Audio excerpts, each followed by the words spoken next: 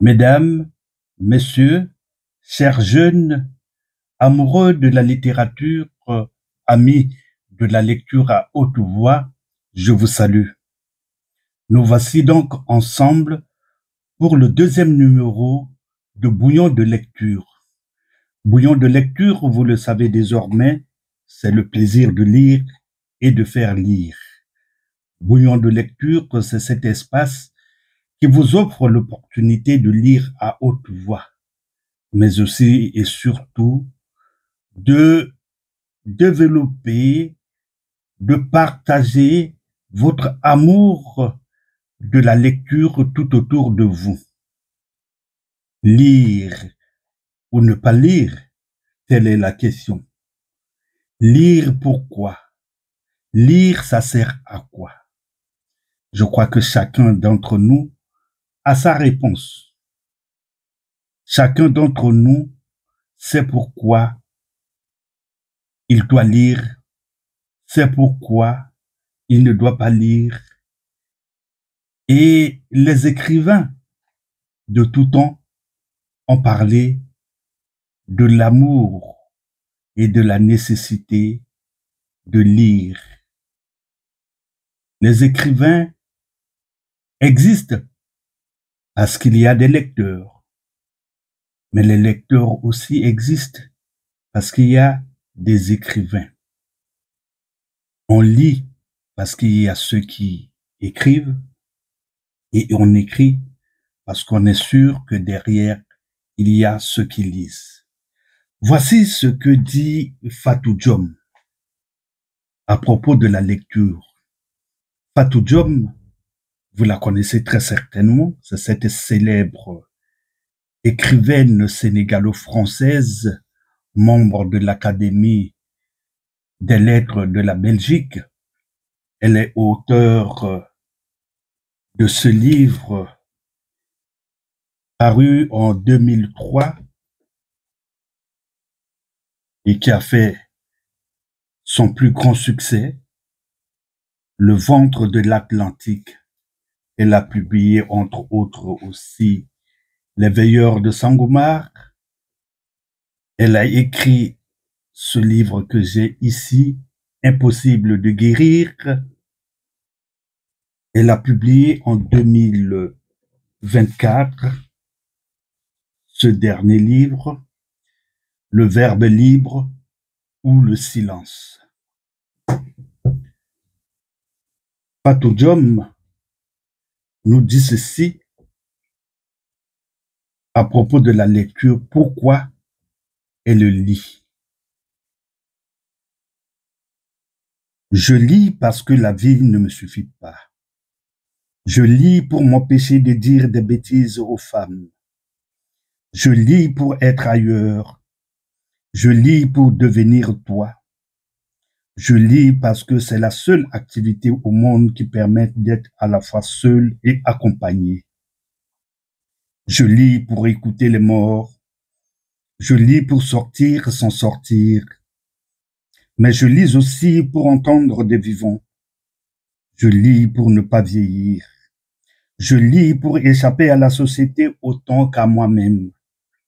Je lis pour être libre. Je lis pour ne pas être dérangé. Je lis pour ne pas répondre au téléphone. Je lis pour ne plus être ici, mais là-bas. Je lis sans raison. Je lis pour lire. Fatou Diom. Je lis pour lire. Je lis pour le plaisir de lire.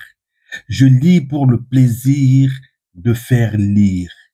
Et c'est là la devise, le slogan de Bouillon de lecture.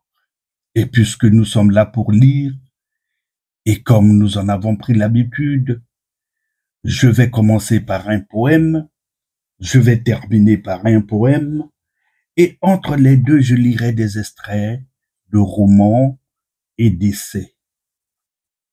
Aujourd'hui particulièrement, je suis très heureux de vous passer la vidéo d'une amoureuse de la lecture qui a bien voulu nous faire parvenir ce film de sa lecture.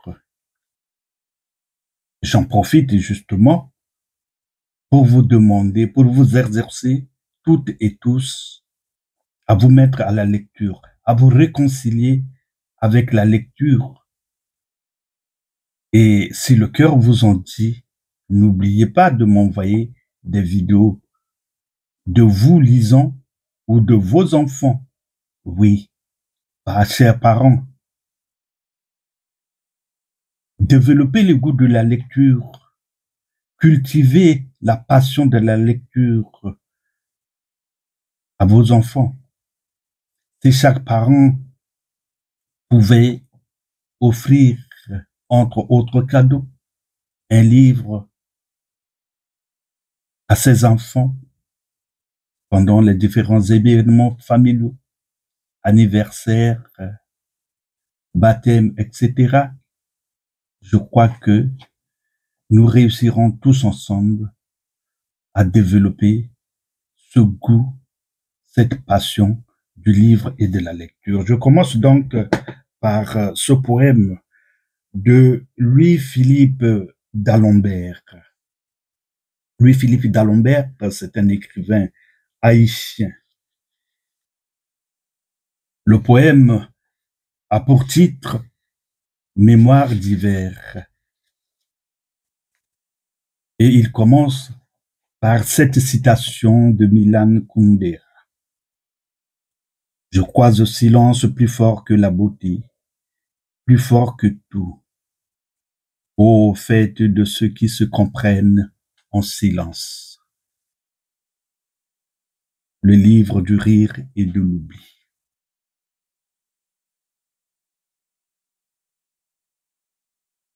Car ton silence sera venu m'apprendre contre les promesses d'une chaude nuit d'hiver et leur éclosion en été. Il y a toute une saison, une printanière saison lente et sèche. Un jour, un soir ou un matin, peu importe, il faudra dire les ténèbres et le froid, complices de nos amours clandestines, dans cette ville cosmos, esclave de la débauche et de la déraison. La nuit, l'hiver nouveau, comme j'aimerais avoir perdu la mémoire, tandis qu'au dehors vivait cette cité, froide dans sa chair, débordante de vie mal vécue, de vie mal foutue, tandis que dans le soir métèque s'époumonait le vent en mal d'enfant. Nos deux ventres tout proches, silos de chaleur et de sang carnivore, sous les couvertures de glace alors, qui parlèrent de fièvre et de délire, réinventèrent l'adolescence perdue, hormis les navettes de nos mots et les échos épars de nos voix. Alléluia. Miracle pétillant, il a germé mon rêve étoile fou de ta joie de femme. Toute voile larguée, nous enfourchâmes la jouissance, avec pour unique boussole le vent si jeune de notre insouciance. Nous apprîmes le secret de la lune et de son inlassable course pour apporter la beauté dans tous les foyers de la terre. Et tes doigts malhabiles, quel contraste avec le fleuve dément de terrain. Tes doigts malhabiles, m'explorant le visage en quête de sa vérité la plus profonde. Le sourire espiègle des ténèbres, dira-t-il au temps, au vent qui fait gémir les toits dans le jour nubile, dira-t-il la fête de cette chaude soirée, au mi-temps de l'hiver.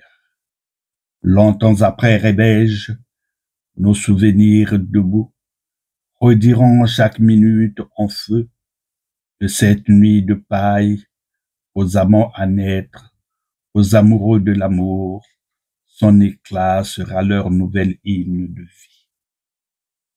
Coulée bienfaisante de l'été, sur la pierre fangeuse de l'être, temps qui va son chemin tarissable, nos corps peut-être ont-ils eu tort de raviver les fibres de nos cœurs. Une nuit au goût de pain et de sapotille, aussi belle et forte qu'un poème de Pouchkine ou de Maïchkovitchi, drapée de la seule nudité de notre adolescence reconquise et de ton sang de caribéenne. Car ce silence-là, je le supporte mal, qui est venu m'apprendre à vivre le matin dans l'ignorance de la nuit passée. Port-au-Prince, juillet 1986. Louis-Philippe d'Alembert.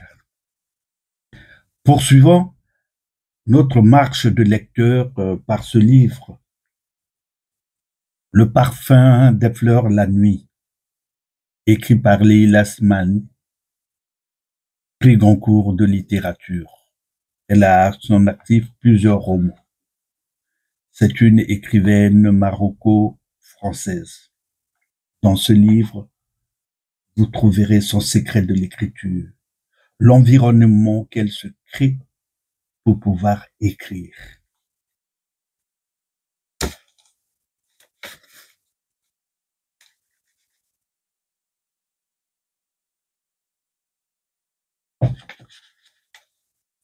La première règle quand on veut écrire un roman, c'est de dire non.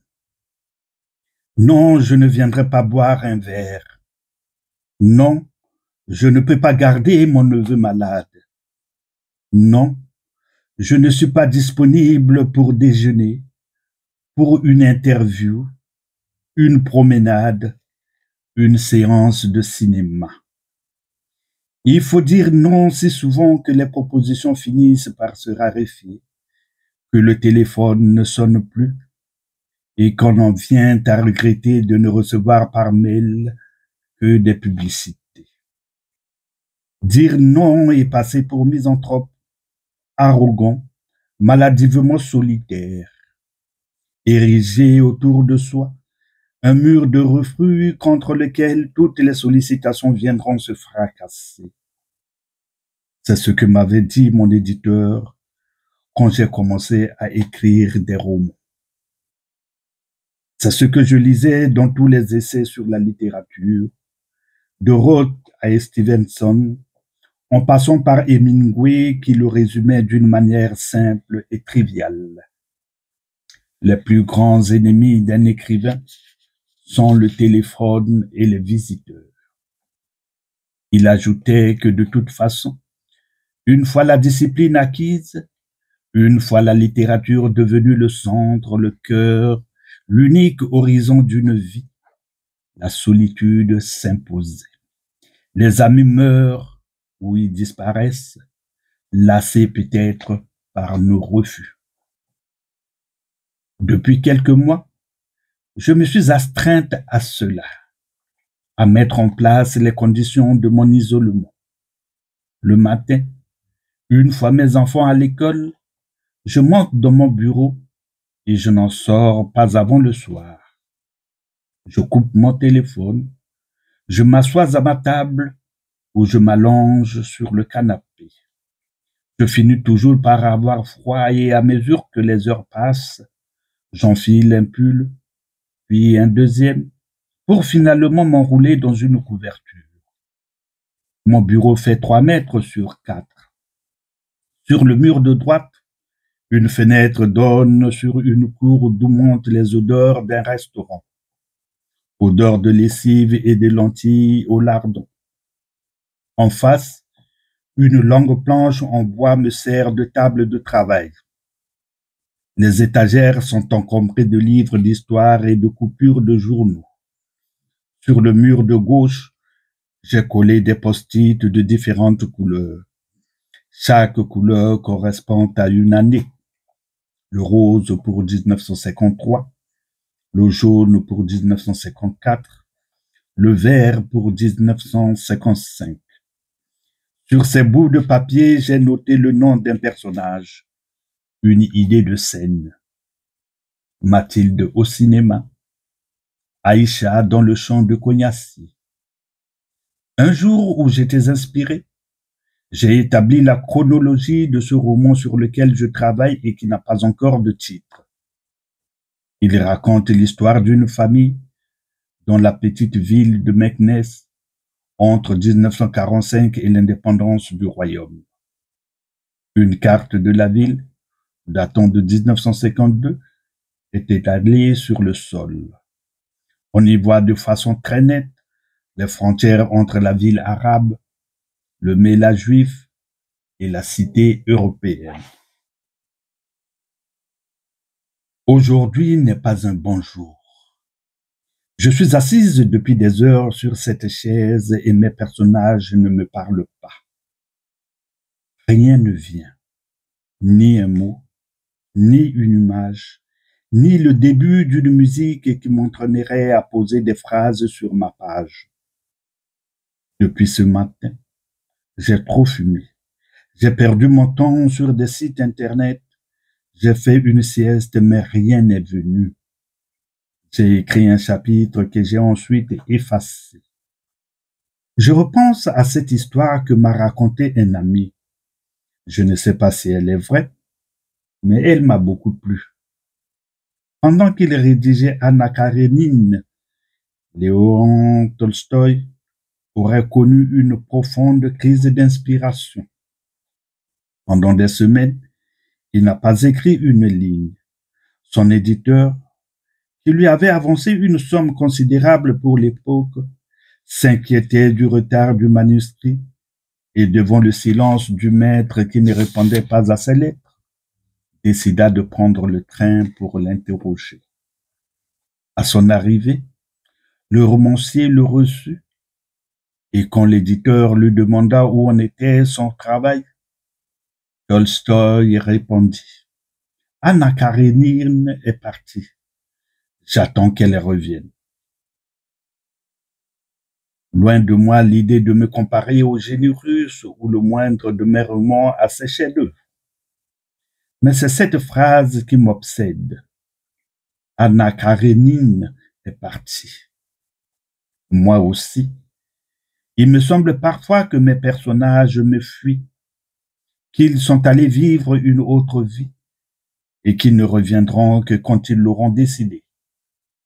Ils sont tout à fait indifférents à ma détresse, à mes prières, indifférents même à l'amour que je leur porte.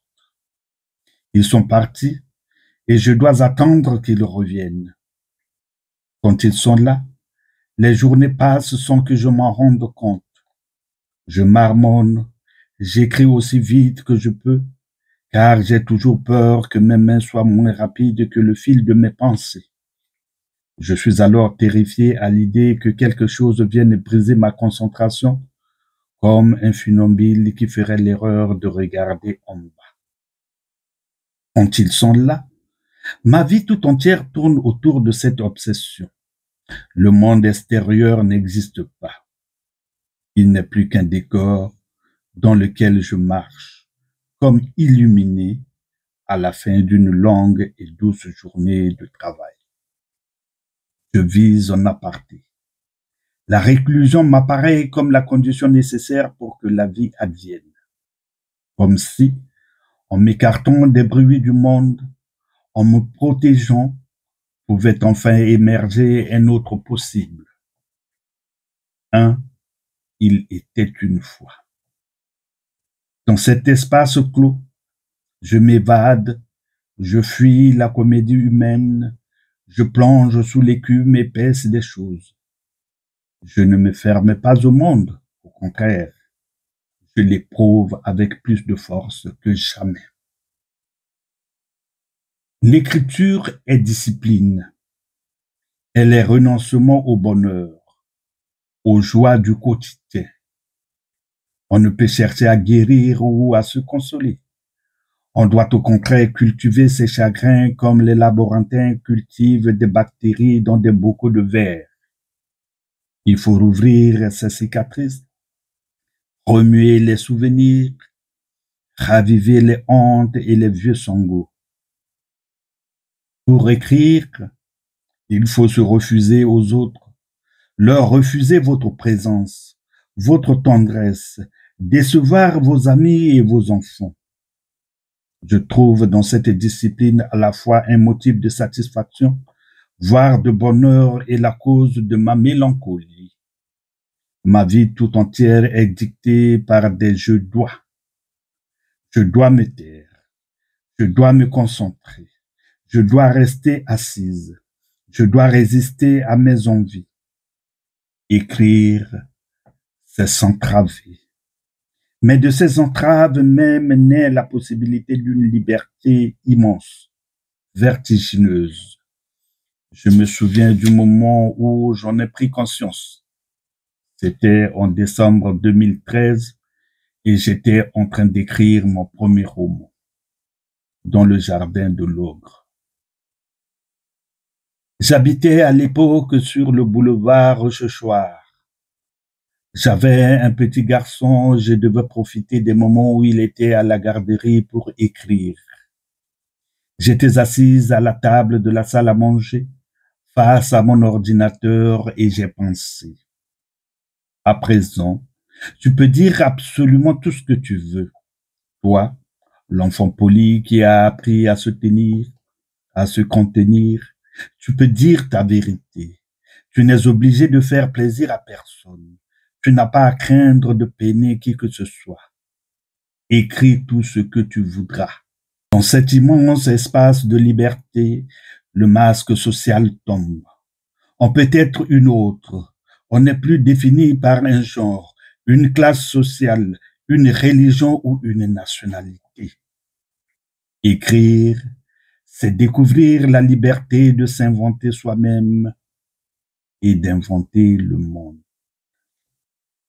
Leila Slimani, le parfum des fleurs la nuit. Je crois que beaucoup d'entre vous ont trouvé les réponses aux questions qu'ils se posent. Pourquoi je n'arrive pas à écrire? Chaque fois que je commence, je m'arrête. Comment faire pour me concentrer? Évidemment, Leila nous donne son secret. Il faut créer un environnement silencieux, un environnement dans lequel les amis, les enfants, la distraction, les loisirs n'ont pas de place. On ne se retire pas du monde, non. On vit dans un environnement clos pour mieux penser au monde. C'est cela, écrire. Nous poursuivons notre séance de lecture, mais avant cela, je vous passe donc la vidéo de l'amoureuse de la littérature, de l'ami de la lecture à haute voix qui nous a envoyé sa vidéo. Bonjour Jessica et bonjour à tous ceux qui nous suivent sur cette émission Bouillon de lecture. En tout cas, Jessica, grand merci, toutes mes félicitations. Bravo pour cette initiative Bouillon de lecture qui va nous emmener les uns les autres à aimer la lecture, à plonger dans un bon livre, à dévorer chaque mot, chaque phrase, chaque concept, à rentrer dans une histoire et à nous faire du bien au travers de chaque page. La lecture, il n'y a rien de tel, il n'y a rien de mieux pour s'enrichir, pour enrichir notre vocabulaire, enrichir la connaissance. Et merci, que vraiment cette émission puisse impacter et nous donner à tous cette envie d'aller prendre un bon livre et de lire et de pouvoir partager avec vous ce qu'on aura pu retenir au travers du livre. Alors pour ce premier passage, Jessica, je vais partager avec toi et tous ceux qui nous écoutent une page d'un livre qui s'appelle Le Nouveau Livre, d'un écrivain qui s'appelle Martin Gray qui est un réchappé de l'Holocauste, qui a vécu beaucoup de drames dans sa vie, bien évidemment, l'Holocauste, mais aussi le décès et la mort de sa femme et de ses enfants dans un incendie de forêt en Côte d'Azur. Plus tard, cet homme se remarie et refonde une famille, mais c'est un homme rempli d'histoires bouleversantes, rempli de témoignages, rempli de paroles, rempli de connaissances, qui se pose tout le temps de questions et qui nous interpelle, nous aussi, en se posant ces questions. Alors, les uns aux autres, à la lecture de ces différents livres, on peut avoir des réponses à nos inquiétudes, à nos concepts, à tout ce qui nous traverse dans la tête et tout ce qui nous bouleverse. Je partage donc avec vous la page 49 de ce livre. Le nouveau livre, il n'est pas nouveau, il est un peu vieux, hein, le nouveau livre. Donc page 49, je vais lire cette page avec vous.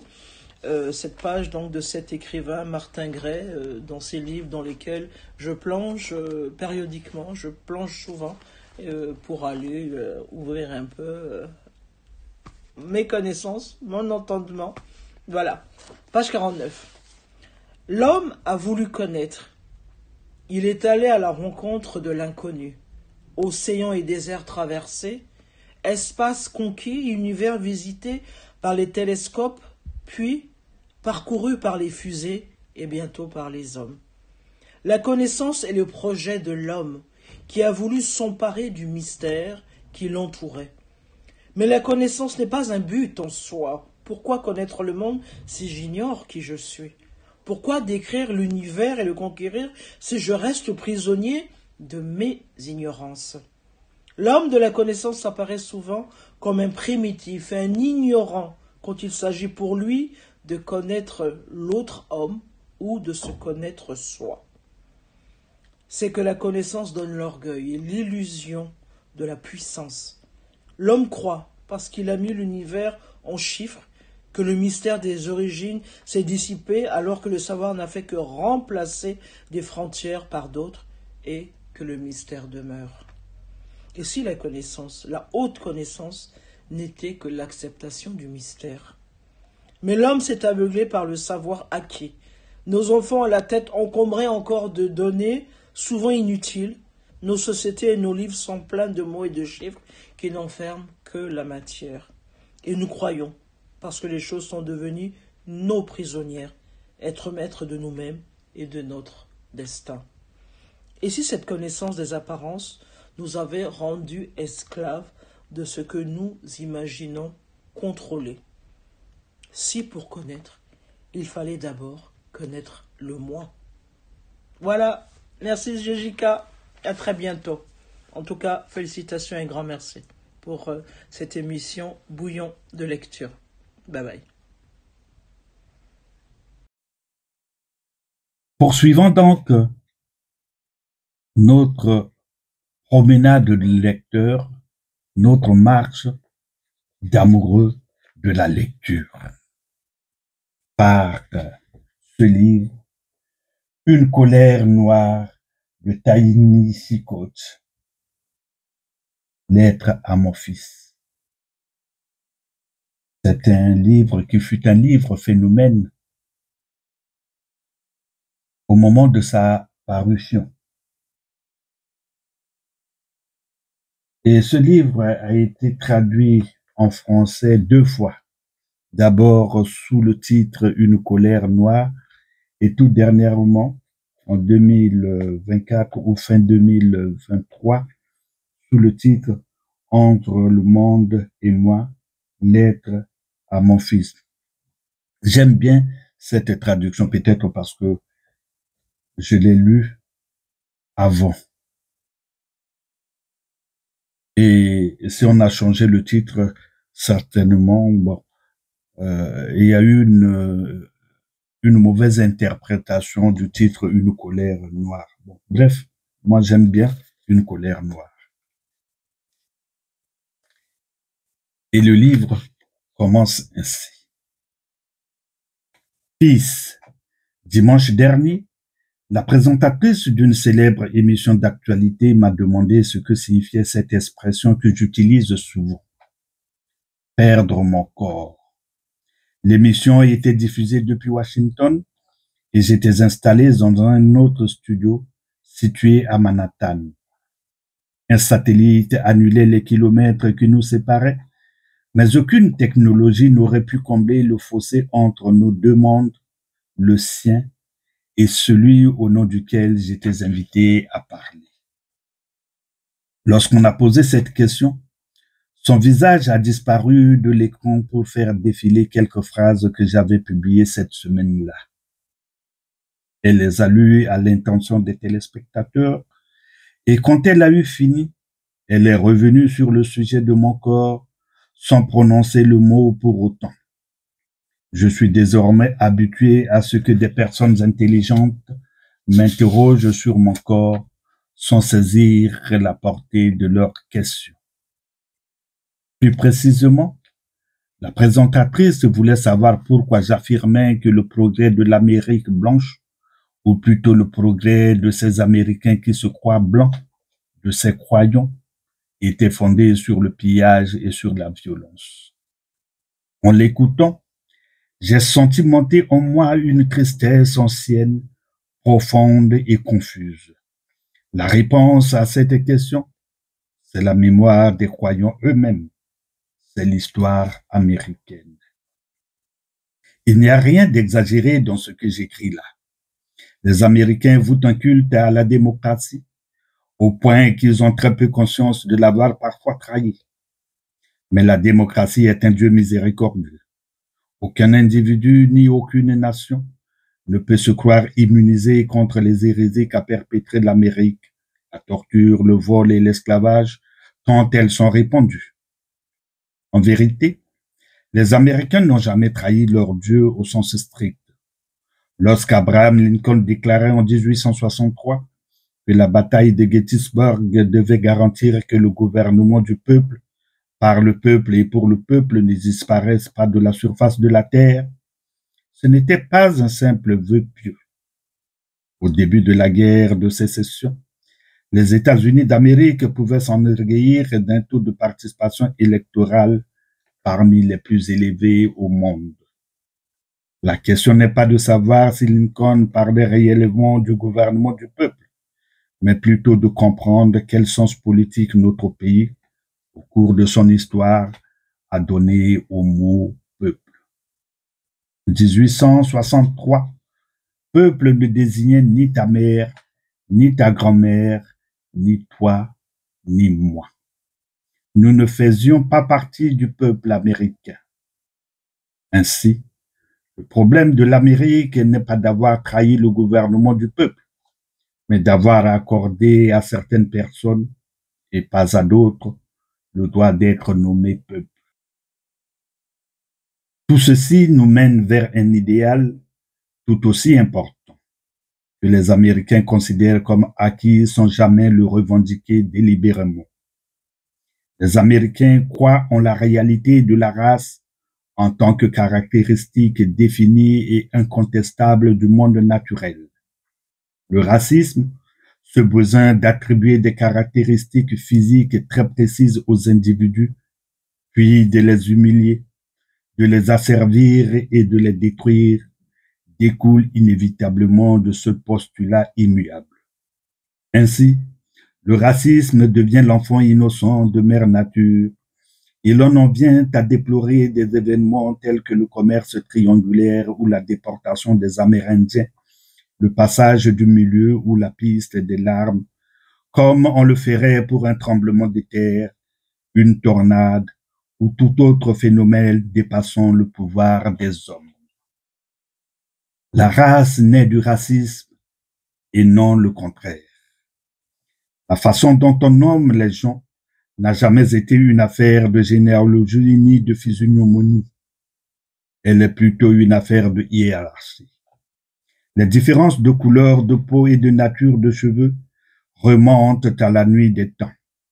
En revanche, croire à la prééminence de la couleur de peau et de la nature des cheveux, penser que ces facteurs peuvent contribuer à l'organisation cohérente d'une société et reflètent des caractéristiques plus profondes, indélébiles.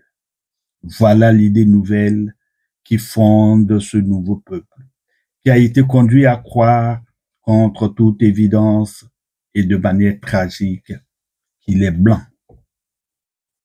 Ce peuple nouveau est, comme nous, une invention récente.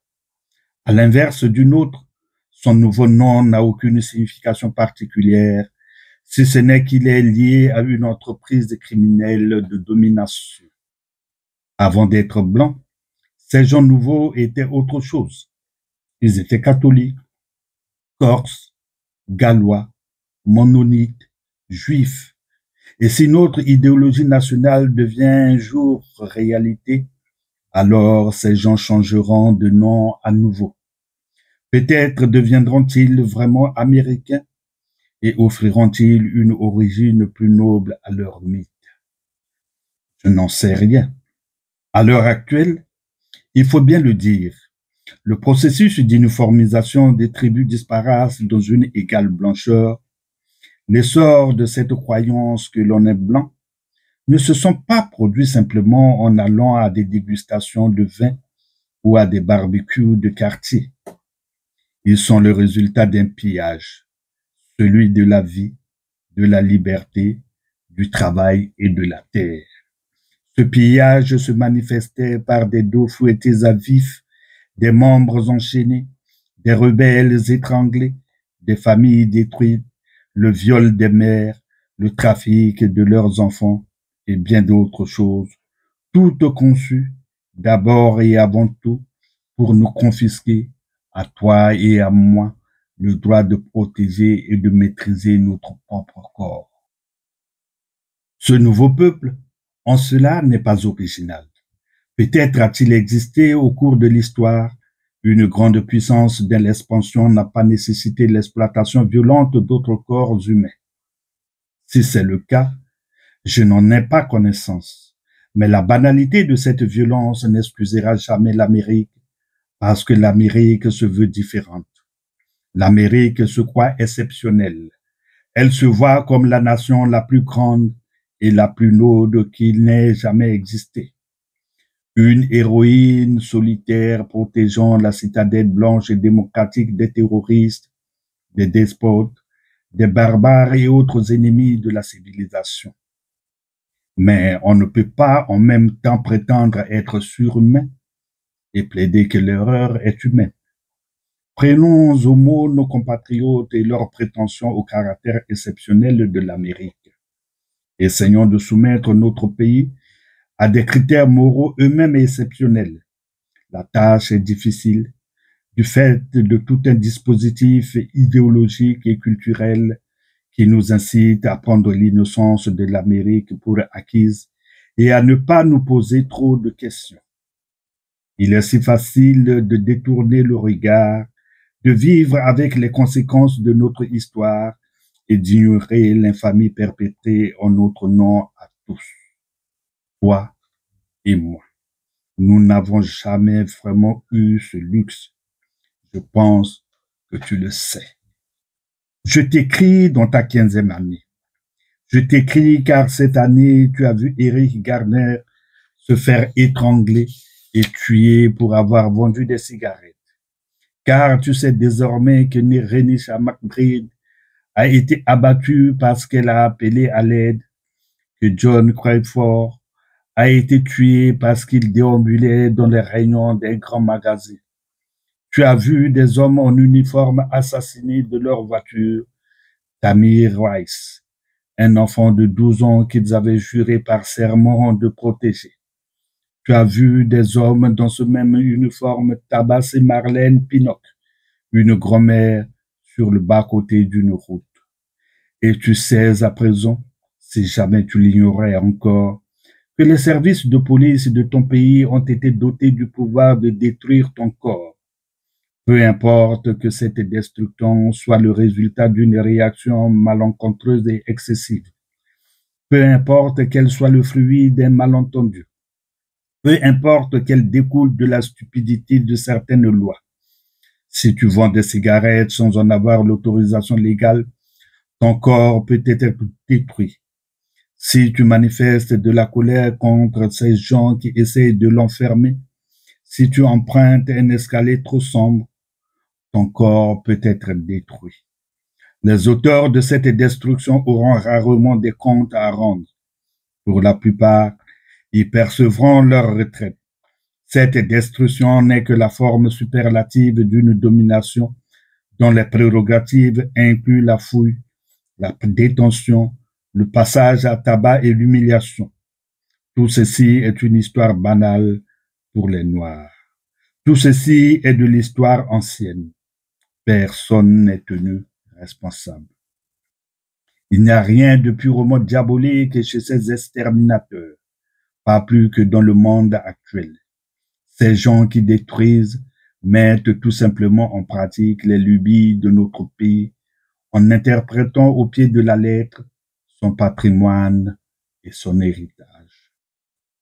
Regarder cette réalité en face est douloureux, mais notre lexique tout entier, relations interraciales, discrimination, justice raciale, profilage racial, privilèges blancs et même suprématie blanche, ne sert qu'à oblitérer l'expérience viscérale du racisme, le fait qu'il détruit des cerveaux, empêche de respirer, déchire des muscles, éviscère des organes, fend des os, brise des dents. Ne détourne jamais les yeux de cette réalité.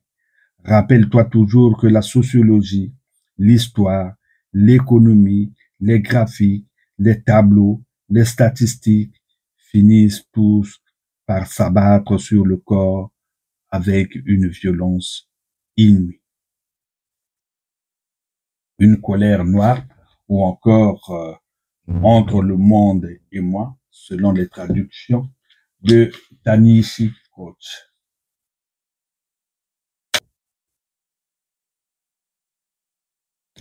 Cela dit, nous allons terminer notre séance, notre numéro 2 de bouillon de lecture par un poème comme promis.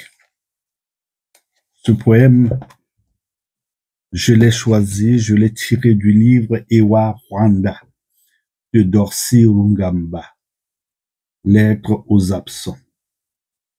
Dorcy Rungamba, c'est un écrivain et metteur en scène rwandais.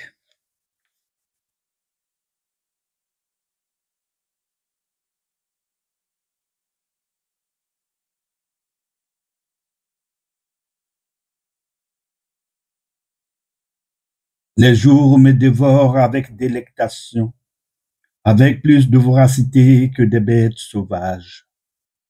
Tu es parti, mon amour. Je me suis isolé dans une chambre.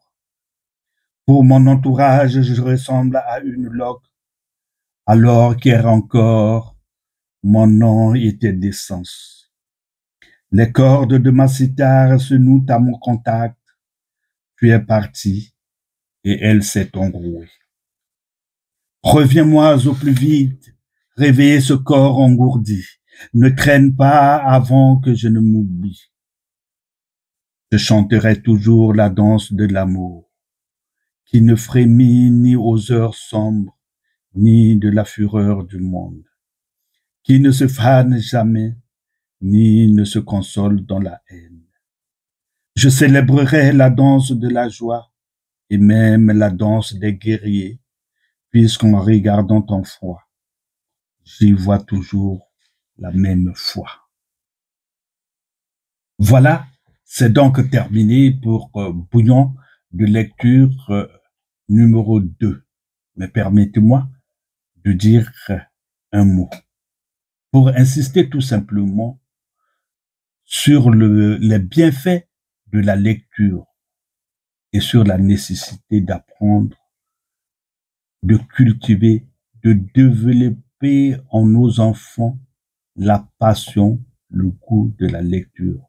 J'espère qu'au cours de la semaine, j'espère que vous m'enverrez encore plus de vidéos.